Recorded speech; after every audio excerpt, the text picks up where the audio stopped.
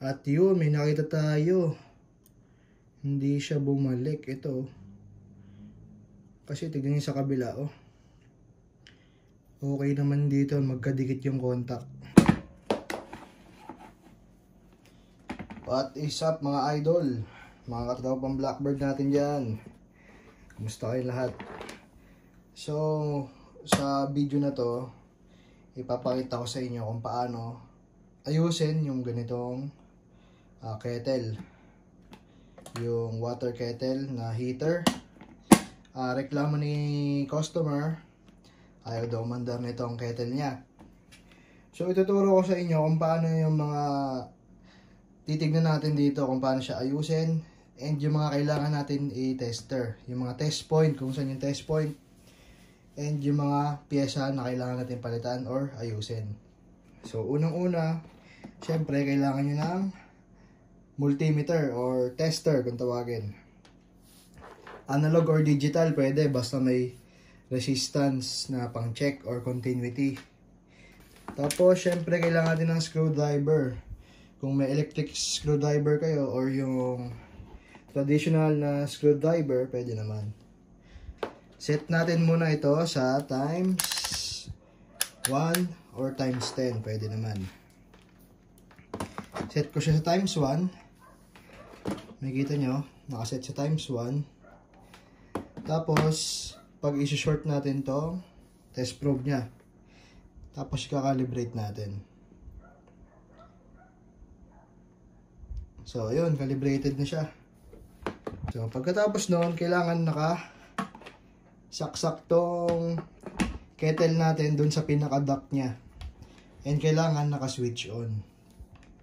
Makikita nyo, ito line, neutral, tsaka ground or earth. So, syempre, titignan, yung itetest natin itong line at tsaka neutral. Or line 1 or line 2. So, itetest natin siya. Kailangan, meron tayong makuhang reading. So, kung mapapansin nyo, nakasaksak to dito, naka-on to, and nakaset sa times 1. Pag naka-short tayo, may palo. Pag ganito, sa line 1 and line 2, wala siyang palo. So, ibig sabihin, may problema dun sa linya natin. After nun, next natin i-check. Tanggalin muna natin ito. At syempre, ito-test natin itong duct niya kung may continuity or buo yung linya. So, isa lang muna. Meron yun ditong dalawang terminal. May spring yan, and yan yung nagdudugtong doon sa pinaka-kettle. Tapos, ang isang terminal yan, may kadugtong din siya dito. Na bawat isa. Magkahiwala yan. Dalawa yan. Line 1 and line 2. So, hanapin natin siya. Dito muna tayo sa kaliwa. Sa line. Hanapin natin siya dito. Dalawa yan, guys. Ayan o. Makikita niyo yung bilog na dalawa sa loob. So, itong nasa line na line 1, kaliwa, buo siya. May continuity. So, okay siya. Yung kabila naman, test naman natin. Buo rin siya. So, ibig sabihin, wala dito yung problema. So, punta naman tayo doon sa pinaka-kettle.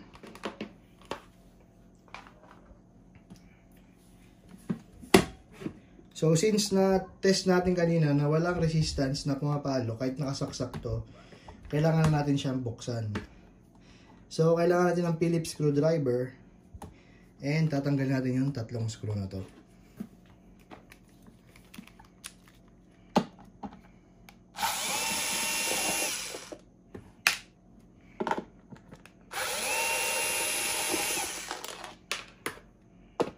Ingat lang guys para hindi mawala yung mga screw.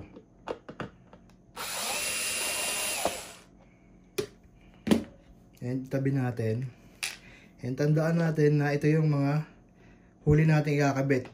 Kung ano yung una natin tinanggal, yan yung huli natin ikakabit. So once matanggal yung screw, ito yung bubungad sa atin. So mga parts dito, itong light indicator, itong thermostat, itong coil. Ito yung heating element niya.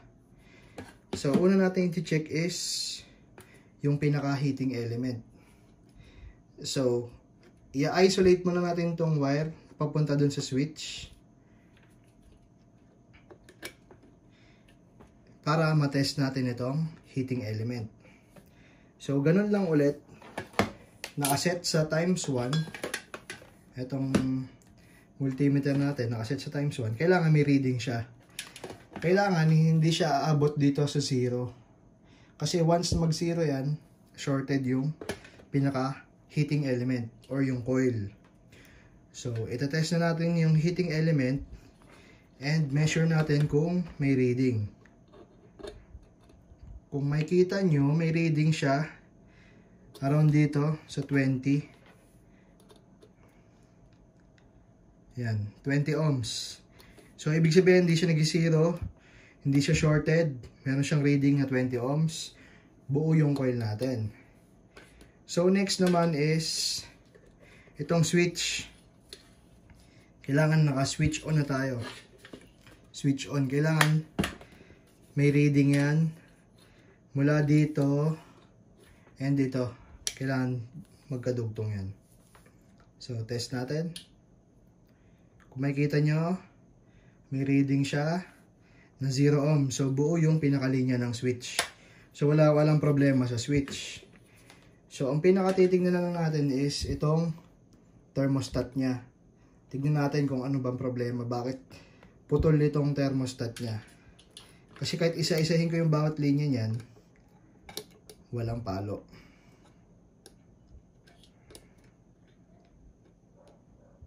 Walang pumapalo.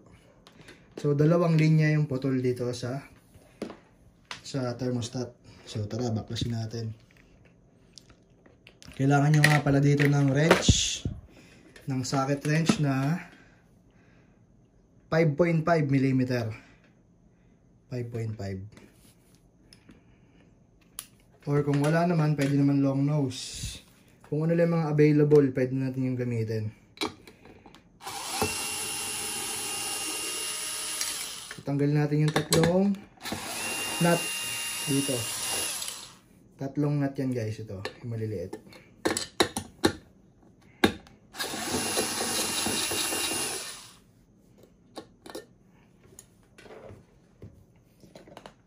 So, tabi natin yung mga nut para hindi mawala.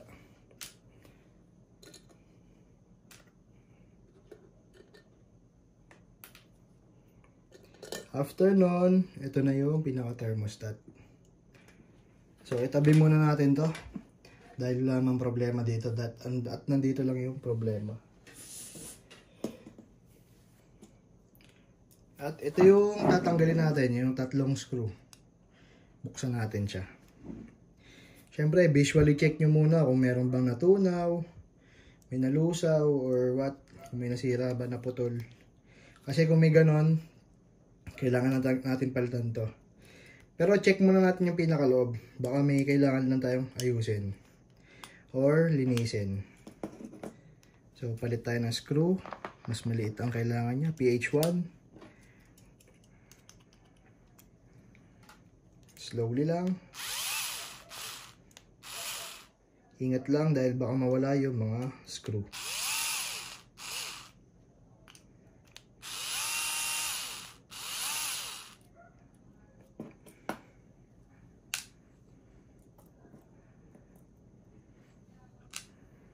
So, ito yung pinakahuli natin tinanggal. Yan yung una natin kakabit. And yung pinakauna natin tinanggal, yun yung huli nating ikakabit. So, ingat lang sa pagbukas nito guys. Kasi meron ditong puting part na tumatalsik. Kung makikita nyo, ito, yung mga plastic na yan. Yan, puti na yan. Yan. Pag nawala yan, mapapabili talaga kayo. So, dahan-dahan lang natin siya buksan para walang malaglag. At ito yung pinaka itsura ng loob niya. So, anong nangyayari kasi dito, ito, pag uminit, nagwa-warp to. And itutulak niya ito. Tutulak niya to. yung part na to. Pag nag-warp yun, tutulak niya to, i-disconnect niya yung kuryente. Kaya mamamatay yung sa switch. Or kung mag-overload, at yun, may nakita tayo. Hindi siya bumalik. Ito. Kasi tignan niyo sa kabila, oh. Okay naman dito, magkadikit yung contact. Yung dito sa kabila, putol siya. Again guys, dahan-dahan lang ulit sa pagkuha ng, ito yung white na sinasabi ko. Ayun, bumara siya.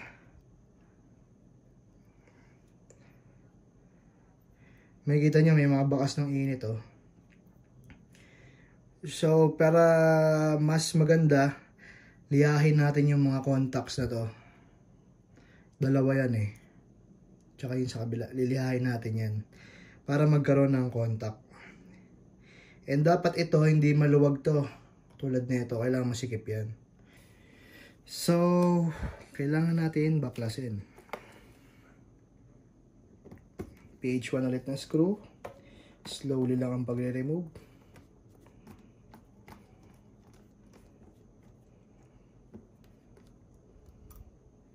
Kung nakita nyo guys, itong puti na yon umangat, diba? Kung di natin siya hinawakan, possible mawala yan. So itabi natin siya dito. And yung screw, tabi rin natin siya. So ito yung mga contacts niya. Nagdidikit yan dyan. Kailangan natin linisin yan. So, isa pa.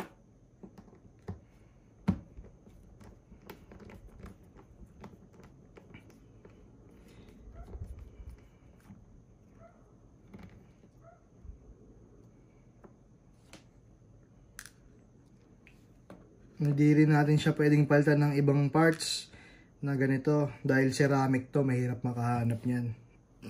Kaya, kailangan ingatan natin siya. So, dito, ayun.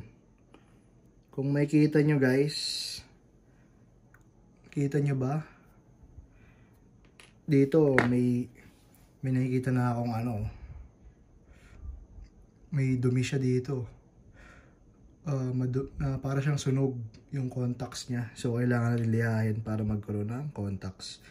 Dito naman sa isa, okay naman siya. Pero kailangan din natin siya liyahin.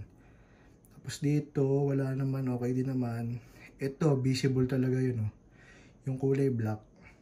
Kailangan natin yan matanggal. So, gagamit lang tayo dito ng liha. So, meron ako ditong naitatabing liha na pangkuko. Pwede naman to. So, lilihahin natin siya.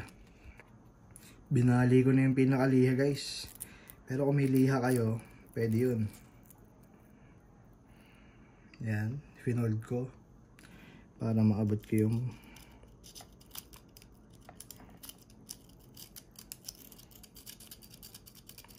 yung pinaka-contact. Nagamit din pala tayo din ng contact cleaner, o kaya lighter fluid, o kaya alcohol. Para after natin siya maliha, lilinisin naman natin. So, lihain lang natin dahil may black pa siya.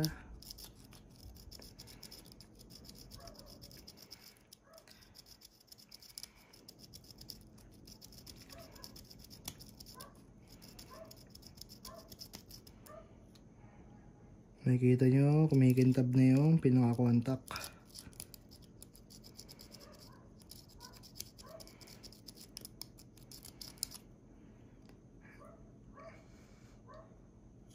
Ito naman sa kabila. Kuha tayo ng pangontra.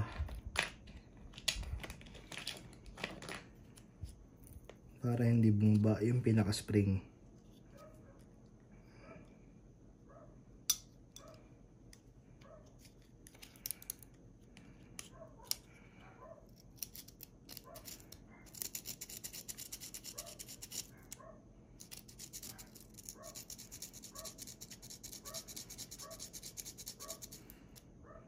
Kikita nyo ba guys, kumikintab na yung pinaka-contact.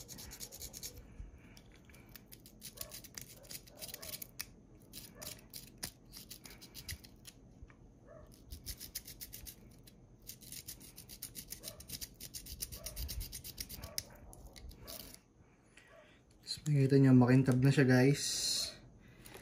Linisin naman natin siya ng contact cleaner mula sa WD-40. So, hindi tayo sponsored ah. So, sprayan lang natin para malinis yung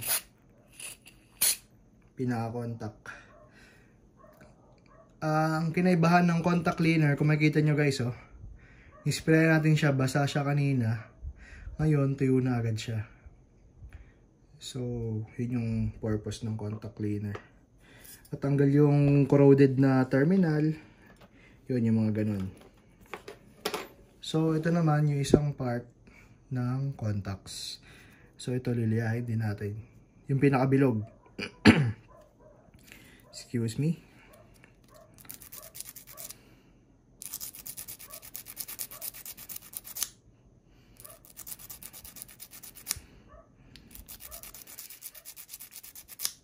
Konting liha lang guys. At baka masobrahan naman tayo ng pagkapudpod.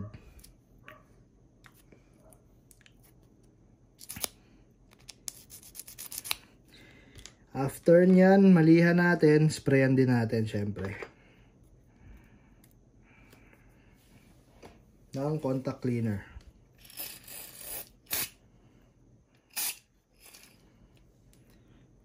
Alright. So, once malinis na natin yung contact, kailangan natin siyang i-assemble. So, kailangan ulit natin ibalik ito. Pag ganyan siya.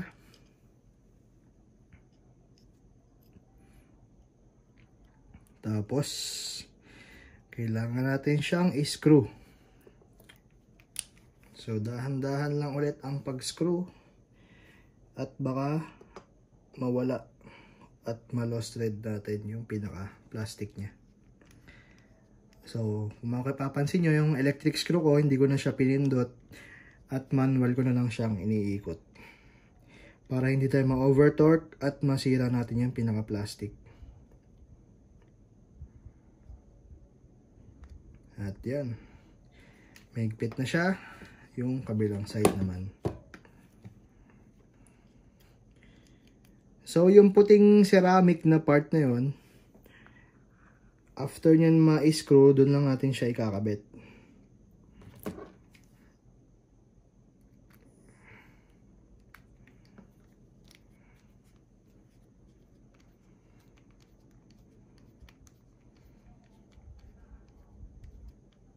Dahan-dahan lang ulit sa pag-screw dahil baka ma-loose thread natin to. So, ayun, kung mapapansin nyo ngayon, yung mga contacts niya, lapat na. Ayun, sa kabila. Lapat na lapat din. Ito. So, testerin natin siya kung buo na ba yan bago natin kabit yung mga pyesa pa niya. So, kanina, walang palo bawat linya. Ngayon, testerin natin. Makikita nyo, buo na siya. Kailangan sa kabila wala siyang palo. So, itong line, dito siya sa inner. Ayan, may palo siya. And itong neutral or line 2, dito siya sa outer. Kailangan may palo siya. So, buo siya guys. At, na-solve na natin yung pinaka-problema. Gamit lamang ang liha at contact cleaner. So, ngayon, ibabalik na natin yung mga piyesang binaklas natin sa ating thermostat. May mga times din guys na nagme-melt tong mga plastic parts niya.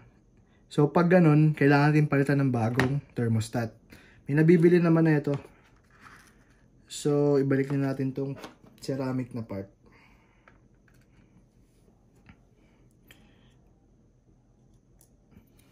Dahan-dahan lang ulit. At baka mawala.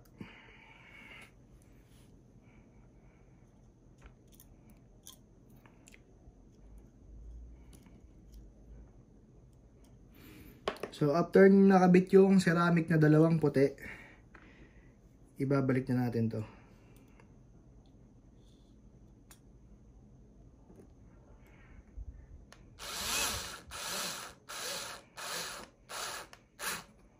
Yan, tulad yan, mano-mano na natin para hindi masira. So, ayun, after nga yan, ay ibabalik na natin siya dito sa pinaka-kettle. So, adjust ulit natin yung camera para makita nyo yung pinaka-actual.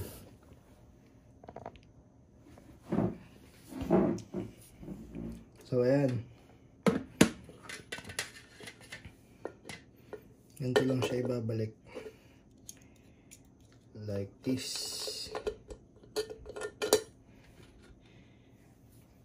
After nyan, kailangan natin yung 5.5 mm na socket. O kaya naman yung long nose.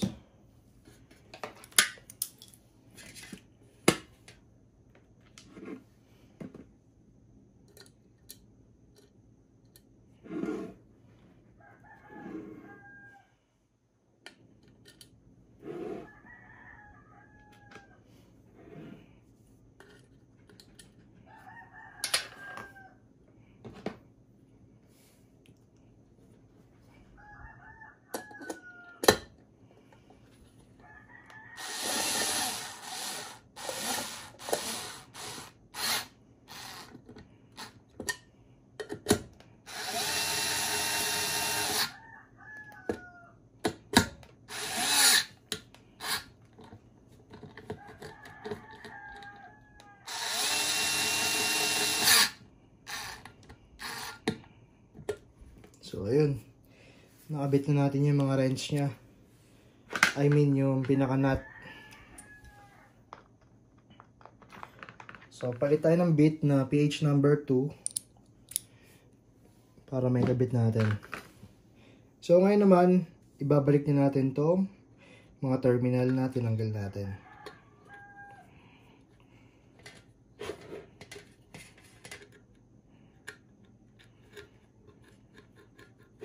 Yung mapapansin nyo guys, medyo malawag siya oh. So kuha lang kayo ng long nose or ng pliers or ng any kind of pliers and konting higpitan nyo lang ng konti itong spade na terminal.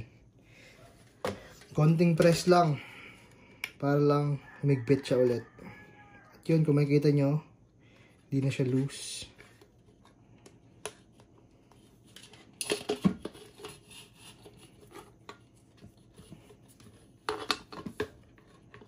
So, ang natitirang screw na lang is yung para dito sa outer.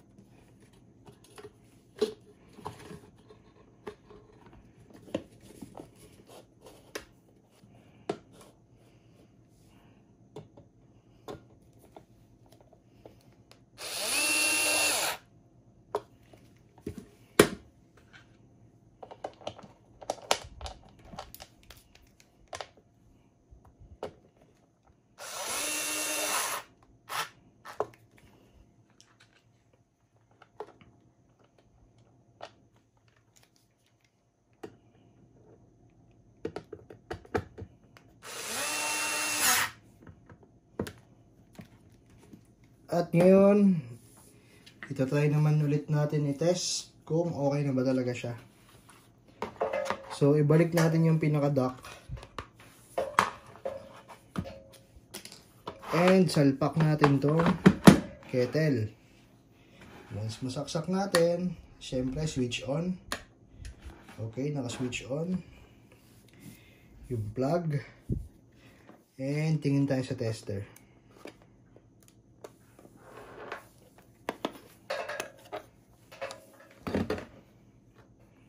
Nakaset siya sa times 1. Kailangan may reading ito. Kung makikita nyo guys, around 24 ohms na siya. Off, kailangan wala. Kailangan pag on, meron.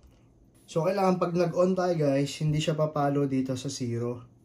Kasi pag ganun, maaaring puputok na naman to o makasunog ng bahay. So, importante yung pinaka-testing gamit yung tester bago natin siya isaksak sa outlet. So, ayan. So, dito pa lang makita ko na safe na itong gamitin. At naayos na natin yung pinaka problema ng kettle. So, ngayon testing natin kung gagana ba siya. Kuha lang ako ng tubig and tignan natin kung mag-iinit na siya.